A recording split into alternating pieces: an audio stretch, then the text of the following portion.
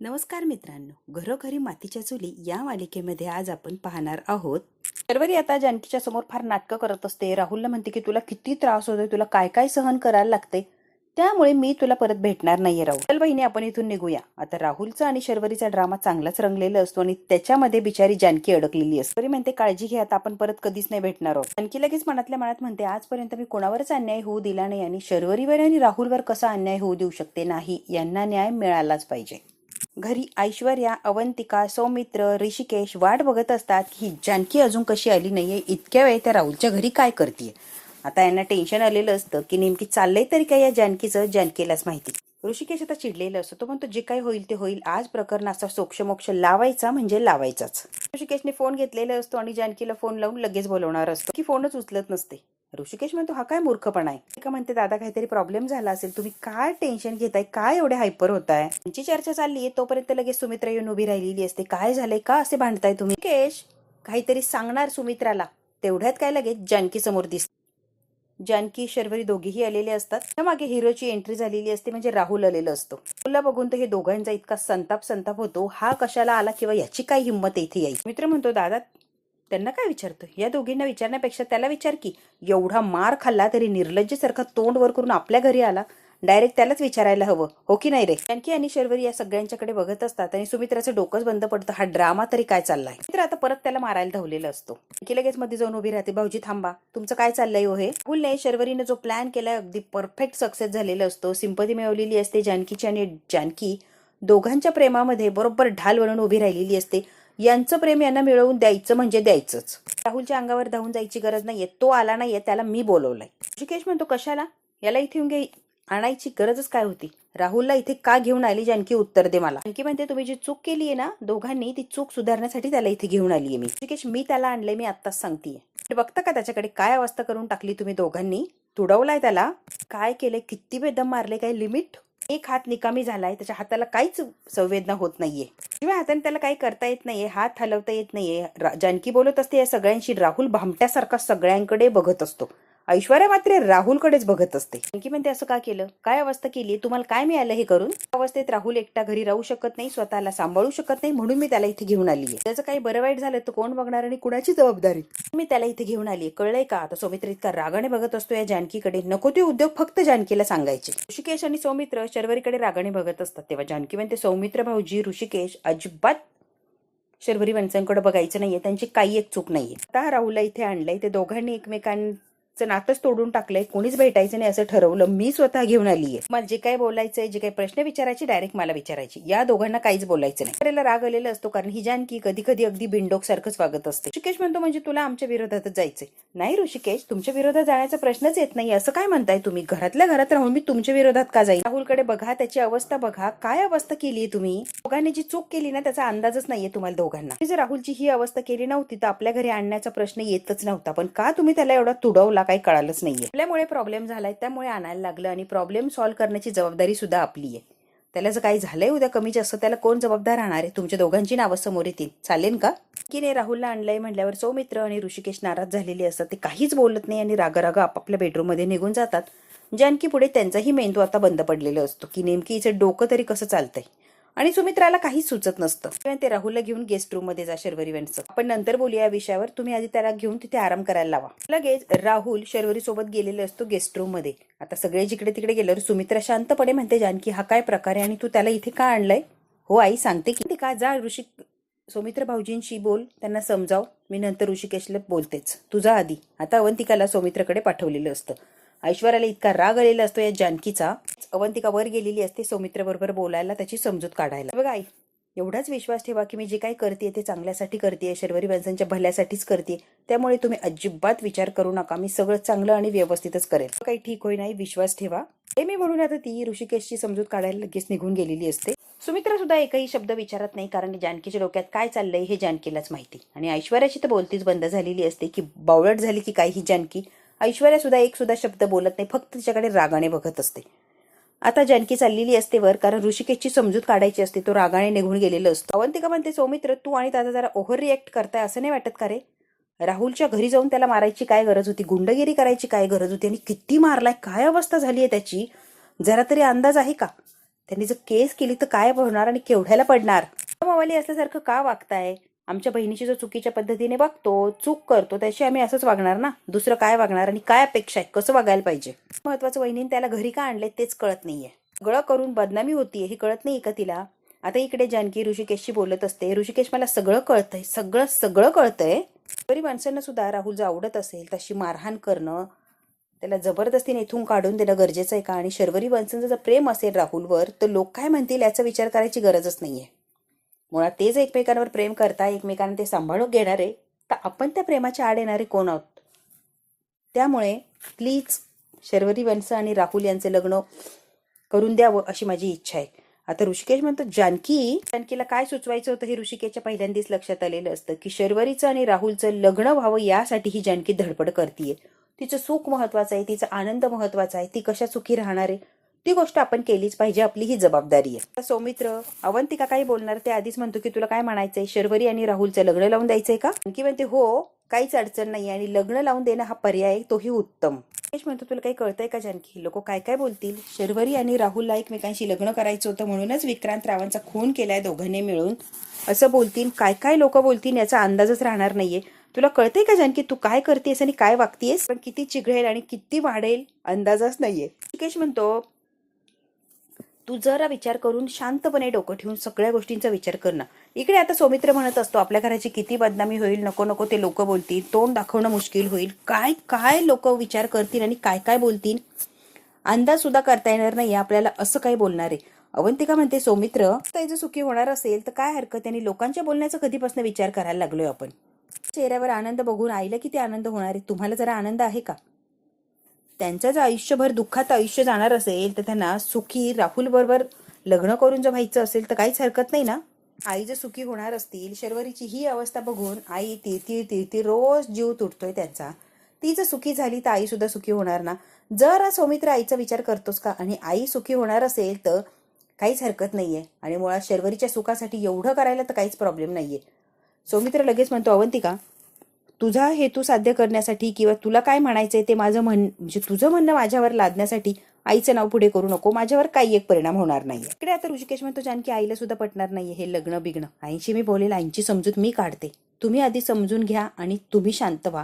आईंशी कसं बोलायचं काय समजायचं माझं मी बघते. साथ हवी आहे, तुमची साथ असेल तर अख्खं जग जिंकते, तुम्हाला तर माहितीच आहे. ऋषिकेश म्हणतो राहुल शर्वरीची साथ देईन काय गॅरंटी आहे? अगं पैसा काय असेल तर ते घेऊन जर तो निघून गेला किंवा अर्ध्यातच त्याने सोडून दिलं तर शर्वरीच्या आयुष्याचं काय व्हायचं? आधी विक्रांतमुळे आणि राहुलमुळे दोनदा तिच्या आयुष्याची फरफट होईल, मग मात्र शर्वरी स्वतःला सावरू शकत नाहीये, ही गोष्ट लक्षात ठेव जानकी.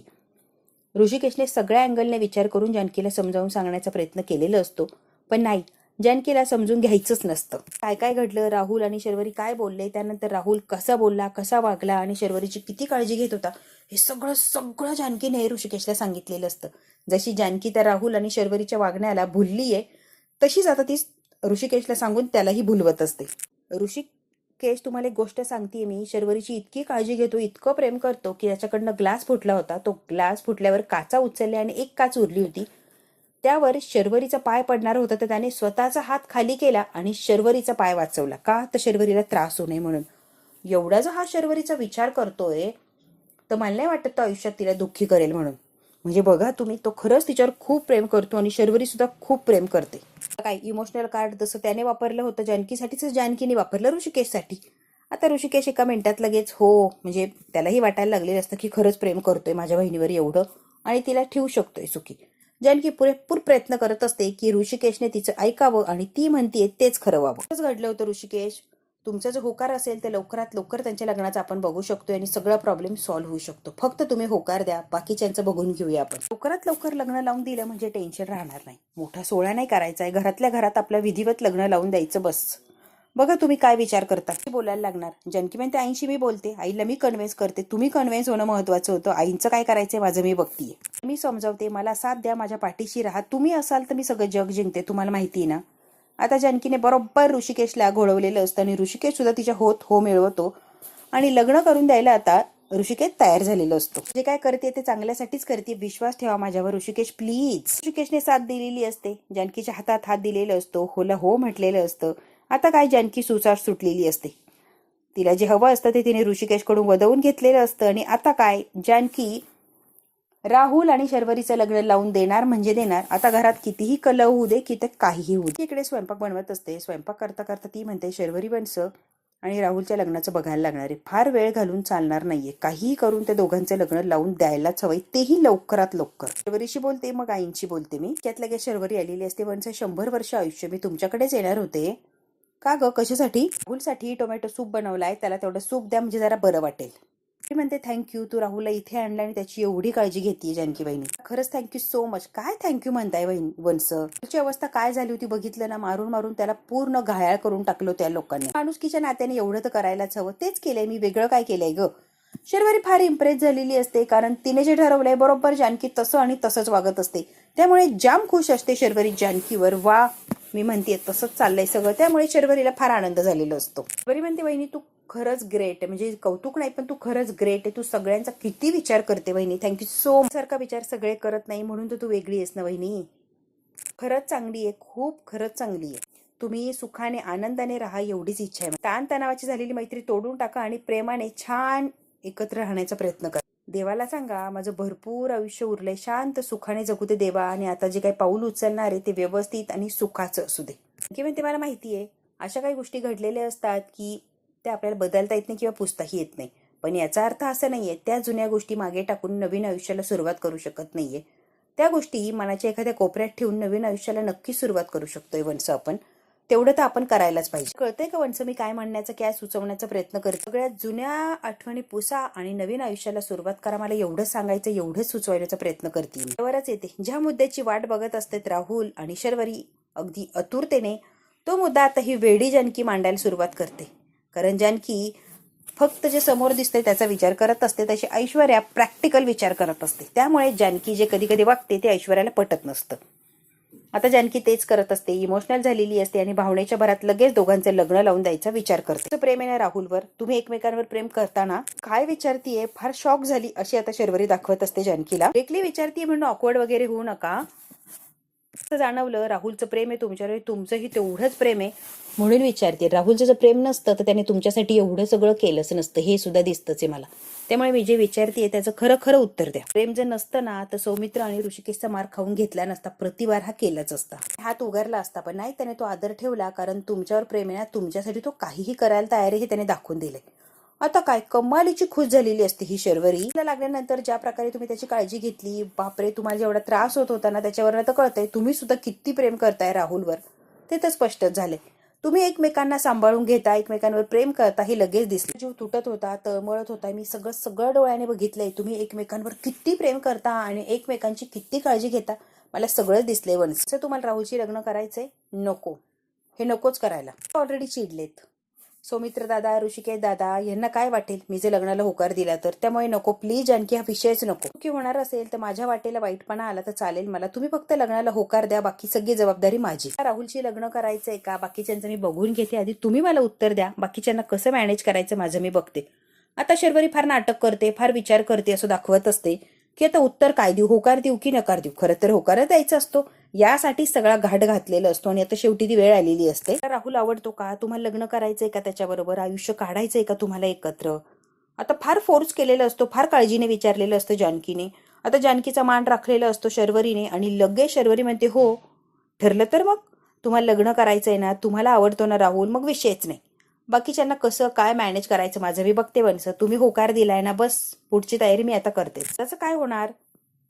जानकी म्हणजे दादांची काळजीच करू नका, काय होणार काय नाही मी बघते की दादांचं, तुम्ही अजिबात काळजी करू नका. वंश दादांची काळजी करू नका, त्यांच्याशी ऑलरेडी बोलली मी आणि त्यांची संमती आहे. काय सांगतेस? हो दादाची संमती आहे. आता शर्वरीला फार आनंद झालेला असतो. भूलशी बोलणं बाकी आहे आणि ते बोलणं सुद्धा आताच मी करणार आहे. अगं जानकी बहिणी काय करतेस तू, चला चला चला माझ्याबरोबर चला. हो शर्वरीला जबरदस्तीने घेऊन चाललेली असते जानकी. चला हो तुम्ही चला. का अजिबात नाही, आता फार लाजलेली असते ही शर्वरी. काय लाजते एक कमालीची. भूलशी बोलत असल्यावर तुम्ही समोर असायलाच हवंय. आता जानकी सगळा हा मनाने निर्णय घेत असते जबरदस्तीने. आता राहुलशी बोलायला चाललेली असते की तू शर्वरीवर प्रेम करतो का. शर्वरीचा हाताला पकडून जानकी आता घेऊन चाललेली असते, कारण तिला राहुलशी डायरेक्ट बोलायचं असतं. शर्वरीशी लग्न करायचंय का म्हणून ती राहुलला विचारणार असते. आता जानकी शर्वरीला घेऊन गेलेली असते आणि ती राहुलला समोरासमोर विचारणार असते. ऋषिकेशने होकार दिलेला असतो, शर्वरीने होकार दिलेला असतो, राहुलने होकार दिला की लगेच सुमित्राला जाऊन सांगणार असते. राहुल आराम करत बसलेला असतो, जानकी आलेली असते. जानकी म्हणते, राहुल बरं वाटतं का रे तुला? फार त्रास होतोय काय रे? फार काळजी घेत असते ही जानकी राहुलची. आणलंय तुझ्यासाठी, काय गरज होती वहिनी? याची काहीच गरज नव्हती, उगाच आणलंय तुम्ही. तशी गरज नाहीये, आराम करतोय ना, सूप वगैरे पिलं की शांत तुला झोप लागेल, सूप पाहिजेच होतं. राहुल हातात सूप घेऊन थांबलेलाच असतो. लगेच शर्वरी म्हणते, मी तुला भरवते. आता जानकी या शर्वरीकडे बघायला लागलेली असते. तो घेईल त्याच्या हाताने. आता शर्वरीच्या लक्षात येतं, असं कसं तो घेईन? त्याच्या हाताला लागलंय ना, तो घेऊ शकत नाहीये ना, मग तुम्हालाच भरवायला लागणार आहे शर्वरी वंश. हाताने सूप पिताच येणार नाहीये, तुम्हालाच द्यायला लागणार आहे त्याला. लगेच राहुलला सूप भरवायला लागलेली असते. छान वाटत असतं फार. आणि जानकी सुद्धा त्यांच्यातलं प्रेम बघत असते. तिलाही खूप छान वाटतं की मी दोघांचं लग्न लावून द्यायचा तो निर्णय घेतलाय, तो अगदी योग्य आणि परफेक्ट आहे. राहुल म्हणतो, थँक्यू वहिनी, तुम्ही मला इथे आणलं आणि हा तुमचा चांगुलपणा आहे की मला इथपर्यंत घेऊन आलात आणि माझी काळजी घेताय. सारख्या माणसाची मदत करताय, हा चांगुलपणा, मोठेपणा आहे तुमचा. थँक्यू सो मच वहिनी. पण कसं आहे ना, एक गोष्ट सांगू का? इथून जाऊ द्या, कारण मी इथे राहणं मलाच ऑकवर्ड वाटते आणि तुमच्यासाठी सुद्धा नको. उगाच घरातल्या लोकांची मनं दुखावून इथे कशाला ठेवताय मला? त्यामुळे शर्वरीला आणि तुम्हाला त्रास व्हायला नको, त्यामुळे प्लीज मला इथून जाऊ द्या. बरं वाटलं की तू जाऊच शकतोय ना, पण कसं आहे ना राहुल, मला एका प्रश्नाचं उत्तर दे, तुझं शर्वरीवर प्रेम आहे का? राहुल म्हणतो, काय विचारलं? हो, तुझे ऐकलं तेच विचारलं, तू शर्वरीवर प्रेम करतो का? म्हणतो, हो मी करतोय की तिच्यावर प्रेम, खूप प्रेम करतोय मी तिच्या. किंवा तिच्यावर प्रेम करतो ना, मग पुढे काय करायचं ठरवलंय तुम्ही? मला कळतच नाहीये तुम्ही काय आणि कशाबद्दल बोलताय. त्या नंदेशी लग्न करशील का रे राहुल? तुझ्यावर खूप प्रेम आहे. तुझं जर तिच्यावर प्रेम असेल तर लग्न करायला तयार आहेस का तू? जी एकच आहे नंदे, तुला जर तिच्याशी लग्न करायचं नसेल तर मग आम्हाला काय तू निर्णय एकदाचा सांगून नसता. नाही, असं नाहीये, शर्वरी आवडते मला. मग जानकी म्हणते, काय प्रॉब्लेम आहे मग? राहुल म्हणतो, गोंधळ्यासारखं होतंय, काय उत्तर द्यावं काय नाही काही सुचतच नाहीये मला. दळ होता राहुल, पण जे खरं मनात आहे ते आलं की बाहेर. वहिनी एक विचारू? मला माहिती तू काय विचारणार आहे. आतापर्यंत एवढ्या चुका केल्या, एवढं सगळं केलं तरी सुद्धा शर्वरीसाठी मी तुला लग्नाची मागणी का घालतीये? बाकीच्या गोष्टी विचारण्याचं काही वेळच नाही राहिलेली. तुमचं जर एकमेकांवर प्रेम असेल तर आपण पुढच्या गोष्टींसाठी विचार करायला सुरुवात करू. आधी तुम्ही दोघा एकमेकांवर प्रेम करता किंवा लग्न करणार आहात याची मला खात्री करून द्या, मग बाकीच्या गोष्टी मी सगळ्या तयारी करते. झालं गेलं विसरून जा आणि नवीन आयुष्याला नव्याने सुरुवात करा. की म्हणते, चालेल ना राहुल? तेव्हा राहुल हो असं म्हटलेलं असतो. जानकी म्हणते, मी आजच आईंशी बोलते, आईंचा होकार असला तर मग टेन्शनच नाही. की म्हणते, वंश लग्नाच्या आधी एकमेकांना भेटायचं नसतं, त्यामुळे चला इथून, चला बाहेर. आयुष्यभर एकमेकांच्या सोबतच राहायचंय ना, मग थोडा दुरावा तर असलाच पाहिजे. चला माझ्यासोबत बाहेर. तो बस, नकोय मला आता, बस आराम कर, मी येतीचे परत. जानकी आता शर्वरीला बाहेर घेऊन गेलेली असते, पण राहुल जाम खुश झालेला असतो. त्याला जे हवंय, त्याने जो प्लॅन केलाय अगदी तसं आणि तसंच घडत असतं. त्याला शर्वरीशी लग्न करायचंच असतं. आणि जानकीने स्वतःहून विचारलं म्हटल्यावर तो कशाला नाही म्हणतोय? शर्वरी म्हणते, मला एक विचारायचंय वहिनी. बोला ना वंश. तू आमच्या लग्नाचं बोलतीये, लग्न करून द्यायचं म्हणतीये, ती गोष्ट चांगली आणि आवडतीये, पण आत्ताच कोर्ट कचेरीचा मामला कुठे शांत व्हायला लागलाय, लगेच इतक्यात हे लग्न वगैरे? म्हटलं जाऊन जस्ट महिना झालाय, महिना सुद्धा नाही अजून कंप्लीट. आपण लग्नाचा घाट घातला तर लोक काय म्हणतील? लोकांना काय म्हणायचंय, लोकांना काय वागायचं, त्यांना त्यांचं ठरू दे की, आपण कशाला त्यांचा विचार करायचा आहे? शर्वरी वंश, मला तुमचा आणि आईच्या सुखाचा विचार करणं महत्वाचं वाटतंय आणि मी तो आणि तेवढाच करणार आहे. त्यांचं लग्न नाही केलं तर तुम्ही एकमेकांना भेटण्यापासून थांबणार आहात का? नाही ना, मग लोक बोलणारच ना, तुम्ही भेटणारच, लोक बोलणारच. त्यापेक्षा लग्न करून काय बोलायचंय बोलू दे की, काय म्हणतील काय नाही हा विचार डोक्यातनं काढायचा, कारण लोक हे बोलणारच आहे. आपण लोकांचा विचार केला तर आपण काहीच करू शकत नाही आहोत, त्यामुळे लोकांना बोलायचंय तर बोलू दे, आपण त्याचा फारसा विचार करायचा नाही. फक्त शर्वरी वंश स्वतःचा विचार करा, लोकांचा विचार करत बसू नका. आता खरं तर शर्वरीलाही तेच करायचं असतं, पण जानकी समोर जरा दाखवते की फार काळजी आहे, फार मॅनर्स आहेत. मला वंश आईशी जाऊन बोलूया, आईची समजूत काढूया, आई काय म्हणताय हे तुम्हालाही कळेल, चला माझ्यासोबत. येणारे आईच्या समोर, आई कशी रिॲक्ट होईल, काय रिॲक्ट होईल, नाही मला नाही यायचंय तिच्यासोबत, तू तुझी जाऊन बोल. ती बोलताना मला जरा ऑकवर्ड होईल, त्यामुळे मी येत नाहीये, तू बोल, मी नाही येते. जानकी म्हणते, ठीक आहे जाते मी. म्हणजे तुम्ही आराम करा, निश्चिंत राहा, मी बोलेल आईशी. इकडे ऐश्वर्याची उलघाल होत असते. या जानकीला कसं समजावू, हिच्या डोक्यातलं भूत कसं काढू की राहुल आणि शर्वरी एक नंबरचे फ्रॉड आहे, त्यांचे लग्न वेगळं लावून द्यायचा घाट कशाला घालतीये, त्या राहुलला कशाला घरात आणले. फार ऐश्वर्याला राग आलेला असतो या जानकीचा. समजायचंय तिला, का समजत नाहीये मला तेच कळत नाही. आलेली असते सुमित्राच्या रूम मध्ये. जानकी इकडे, मला काय म्हणायचं ऐक तर. काय वेडेपणा करते, तुझा काय वेडेपणा चाललाय ते मला सांग. राहुलला आपल्या घरी का आणलंय? ऐश्वर्या त्याच विषयावर आपण पुन्हा का बोलतोय? जे लग्न लावून द्यायला निघाली आहे जानकी, तुला कळतंय का तू काय करतीयस? की म्हणते हो लग्नच लावून द्यायचंय म्हणूनच त्याला घरी आणलाय मी. तर तुला कळलं? हो मी लग्नच लावतीये. संदर्भात मी आईंशी बोलायला चालले. जानकी तू का वेड्यासारखं करतीयस ग? का भलतं सलतं करायला जाती? इमोशनल म्हणून सगळं करतीये, पण इमोशनल बनून काहीही होत नसतं जानकी. प्रॅक्टिकली विचार. आणि शर्वरी वंशांचं एकमेकावर प्रेम आहे, तुला माहिती ना? उद्या लग्न करणारे रडत कुडत आयुष्य घालण्यापेक्षा आणि कधीतरी जाऊन लग्न करण्यापेक्षा करू दे की आजच लग्न. जे म्हणती ऐश्वर्याला पटलेलं नसतं आणि ऐश्वर्याला जे सांगायचंय ते जानकी समजूनच घेत नसते. बघू मित्रांनो तिला समजणार का? हा भाग तर इथेच संपतोय. पुढच्या भागात काय होणार आपण अगदी थोडक्यात बघूया. ऋषिकेश म्हणतो बोलली का आईंशी? चालले होते मी. ऐश्वर्याने अडवलं का? तिचं काहीतरी म्हणणं आहे. राहुल फक्त इथे पैशांसाठी आला आणि पैसे घेऊन तो पळून गेला तर? जानकी म्हणते त्यासाठी आपल्याकडे एक प्लॅन आहे. आता जानकीने जो प्लॅन ठरवलाय तो ऐश्वर्या, ऋषिकेश आणि जानकी तिघांमध्येच असतो. जानकी, ऐश्वर्या, ऋषिकेश बघणार असतात की राहुल पैशांसाठी आलाय की खरंच प्रेम करतोय. आता हे त्याची परीक्षा घेणार असतात आणि लग्नानंतर जर पैसा हातात आला तर राहुल कसं आणि काय वागणार हे त्याला डेमो द्यायचा असतो. त्याच्या नकळत त्याच्याकडून हे करून घेणार असतात.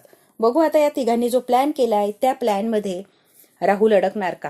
राहुलच्या मोबाईलवर काहीतरी आलेलं असतं आणि ते मोबाईलवरचं ते बघून तो जरा शॉक झालेला असतो. आता राहुलच्या मोबाईलवर त्याला काय दिसलंय, काय समजलंय हे त्याचं त्याला माहिती. शर्वरी आणि राहुल लग्नानंतर पैशापुरतेच एकत्र येणार आहे आणि पैसा मिळाल्यावर पळून जाणार आहे, हे खरंय का? हे जर बघायचं असेल मित्रांनो, ऐश्वर्या जे म्हणते ते ऐश्वर्याचं म्हणणं खरं आहे, तर त्यासाठी आपल्याला बघायला लागणार आहे पुढचा भाग. हा भाग इथेच संपतोय. व्हिडिओला लाईक, शेअर, सबस्क्राईब नक्की करा. धन्यवाद मित्रांनो.